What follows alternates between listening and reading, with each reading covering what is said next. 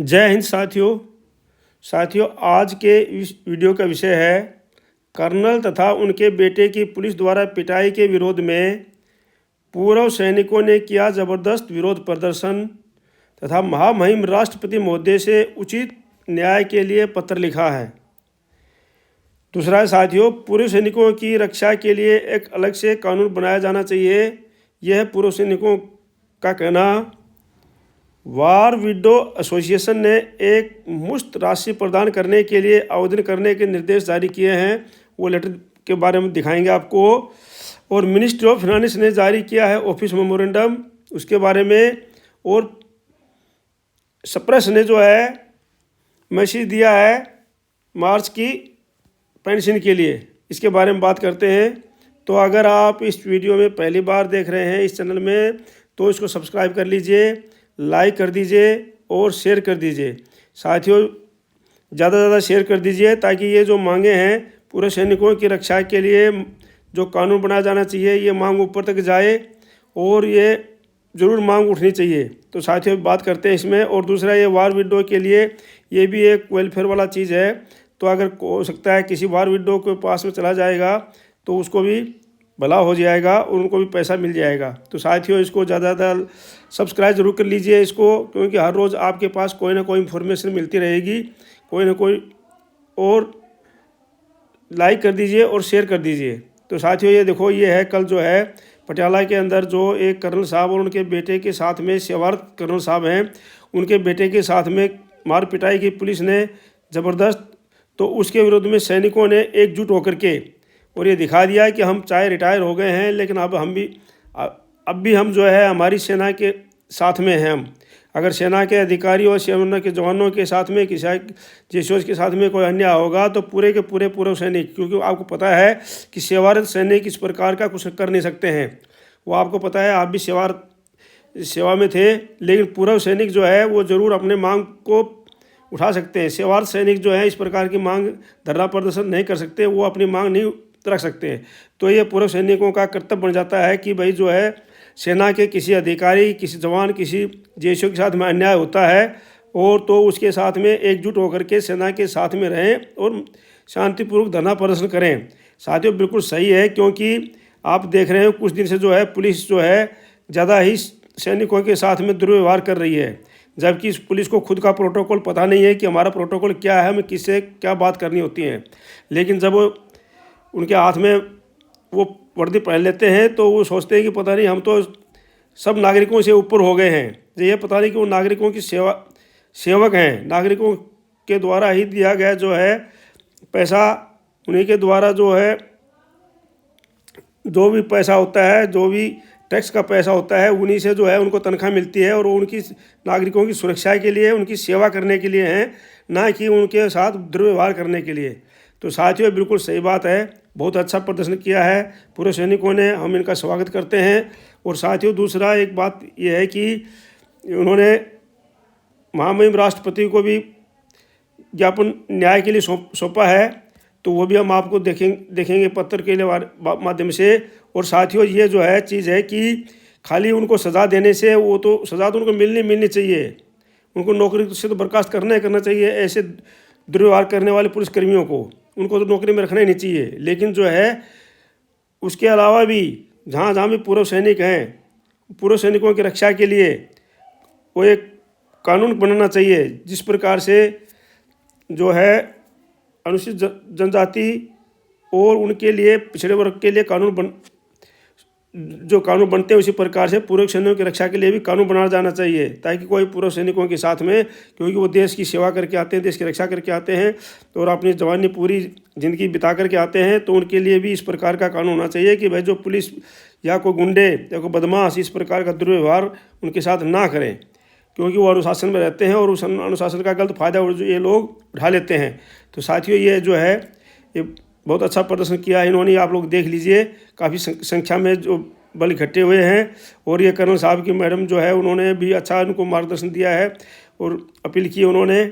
और ये देखो पूर्व सैनिक जो है काफ़ी इसी प्रकार से पूर्व सैनिकों ने अच्छा प्रदर्शन किया है, तो सेना के साथ में सेना और सेवारत कर्नल के साथ में होकर के। और उन्होंने एक लेटर लिखा है लेटर साथियों, सेवा में महामहिम राष्ट्रपति भवन नई दिल्ली महोदया सादर अवगत कराना है कि पिछले एक साल में देश के विभिन्न भागों में पुलिस द्वारा सेवारत और पूर्व सैनिकों के साथ मारपीट और अभद्रता की घटनाएं बढ़ी हैं। अभी हाल ही में झारखंड और पंजाब में सेवारत सैनिकों की पुलिस द्वारा पिटाई अखबार की सुर्खियां बनी रही। इस तरह की घटनाओं से सैनिकों और पूर्व सैनिकों का मनोबल पूरी तरह प्रभावित होता है, राष्ट्रीय सुरक्षा के दृष्टिगत अनुचित है। इस संबंध में राज्य सरकारें दिशा निर्देश जारी करती रहती हैं, लेकिन वो केवल कागजों में ही सीमित रह जाता है, धरातल पर उसका पालन फील्ड अफसर नहीं करते हैं। अतः महामहिम को इस संगठन के से जुड़े करीब 2.5 लाख पूर्व सैनिकों की तरफ से अपनी चिंताओं से इस आशा के साथ अवगत करा रहा हूं कि आप इस संबंध में कोई ठोस कदम उठाएंगी, जिससे सैनिकों के मान सम्मान की रक्षा के साथ साथ उनका मनोबल ऊंचा बना रहे। सादर वीर बहादुर सिंह, ये जो सचिव है, उन्होंने लिखा है लेटर। और साथियों, इसके अलावा पूर्व सैनिकों की ये भी मांग है कि पूर्व सैनिकों की रक्षा के लिए कोई ना कोई ज़रूर कानून बनना चाहिए। तो साथियों, आप लोग जो है इसको ज़्यादा से ज़्यादा शेयर करके और सब्सक्राइब कर लीजिए और लाइक कर दीजिए साथियों। दूसरा है साथियों, वार विडो एसोसिएशन, इन्होंने लेटर लिखा है कि प्रेसिडेंट हैं, उसके बाद डायरेक्टर सैनिक कल्याण, ये ग्रीटिंग फ्रॉम वार विडोज। तो dear sir madam, application for the one time grant of 10,000 rupees, मतलब 10,000 रुपये जो है ये एप्लीकेशन एक टाइम दिए जाते हैं वार विडोज के लिए।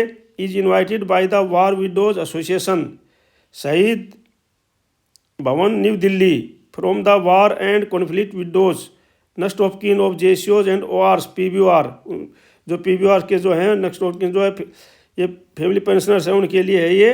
तो only for the following format, ये फॉर्मेट है दिया है, those who have already received the grant from our office earlier between April 2019 till request not to apply, जिन्होंने पहले प्राप्त कर लिया है उनको अप्लाई करने की जरूरत नहीं है। This benefit is for all cases with effect from 1947 से लेकर के कॉन्फ्लिक्ट टिल डेट तक, मतलब इस डेट तक only beneficiaries getting liberalised family pension, जो लिबरलाइज्ड फैमिली पेंशन मिल रही है उनके लिए है, स्पेशल फैमिली पेंशन मिल रही है उनके लिए है, duly approved by the authorities office, ये जो है इस प्रकार से अप्लाई कर सकते हैं। उनके लिए आइडेंटिटी कार्ड होना चाहिए of the widow of next of किन का जिला सैनिक बोर्ड के द्वारा लेटेस्ट आइडेंटिटी कार्ड फोटोकॉपी जो है चाहिए उनके लिए, जो प्रोसेस करने के लिए latest PPO issued by the PCDA Allahabad का, उसका photocopy, battle casualty certificate of the deceased soldiers, जो कोई सोल्जर डिसीज हो उनका battle casualty certificate, bank passbook first page उसकी photocopy and the last page उसकी फ़ोटोकॉपी, और पैन कार्ड, आधार कार्ड, ये सब चीज़ हो करके और ये अप्लाई आप कर सकते हैं और इसको दे सकते हैं। Full name, rank, name of war operation, contact, ये सारे इसमें लिखना है और इस प्रकार से ये अप्लाई कर सकते हैं। तो साथियों ये है। अभी दूसरा है साथियों, अभी जो है ये जो है एक इसलिए भेजी है जिनको मिला है, जिन्होंने कार्रवाई की थी, तो उनको लिए इसलिए ये वो कार्रवाई की थी फैमिली पेंशनर्स के द्वारा, तो ये 10,000 रुपया उनके लिए आए हैं, तो ये उन्होंने एग्जाम्पल दिया है। तो दूसरा है साथियों, ऑफिस मेमोरेंडम इशू हुआ है, किस लिए? क्योंकि अभी आपको पता है कि साल का जो बजट सेशन चल रहा है अभी, और ये बजट के लास्ट में जो है इस महीने के में पूरी साल का जो फाइनेंशियल ईयर्स है उसका 2024-25 का पूरा लेखा जोखा रखने के लिए इसलिए ऑफिस में ये जाहिर किया है कि भाई जो है छुट्टी के दिन भी और संडे के दिन भी जो है सभी ऑफिस खुले रहेंगे, खासकर पीओआर से संबंधित, जो पीओआर जहाँ से पेंशन इशू होती है, opening of pay and account office, POR office, Saturday and Sunday falling in March 2025 to clear pendency of bill in hand only daily basis, no bill in the should be open in POR's field।